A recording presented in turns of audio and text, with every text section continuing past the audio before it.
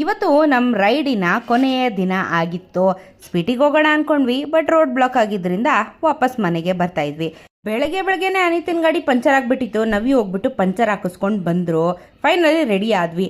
ನಾವು ಇಷ್ಟು ದಿನ ರೈಡ್ ಮಾಡಿದ್ವಿ. ಮಮ್ಮಿಗೆ ಒಂದು ಡಿಶುಮ್, ಮುರಳಿ ಅಣ್ಣಂಗೆ ಒಂದು ಡಿಶುಮ್, ಹಾಗೇನೆ ನವಿಗೂ ಒಂದು ಡಿಶುಮ್.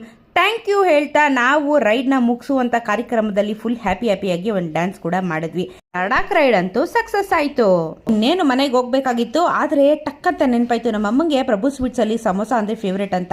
ಹಂಗೆ ಪಾರ್ಸಲ್ ಮಾಡಿಸ್ಕೊಂಡು ಮನೆಗೆ ಹೋದೆ. ನಮ್ಮಮ್ಮ ಕೆಳಗಡೆ ನಿಂತ್ಕೊಂಡು ಕಾಯ್ತಾ ಇದ್ರು. ಹೋಗಿದ ತಕ್ಷಣ ಅವ್ನು ಟಕ್ಕಂತ ಒಂದು ಹಕ್ಕು ಕೊಟ್ಟೆ.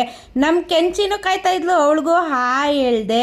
ನಮ್ಮಮ್ಮ ಬಿಡ್ತಾರಾ? ಮನೆಗೆ ಹೋಗಿದ ತಕ್ಷಣ ನನಗೂ ಭೀಮಂಗೂ ದೃಷ್ಟಿ ತೆಗೆದು ಮನೆ ಒಳಗಡೆ ಕರ್ಕೊಂಡ್ರು.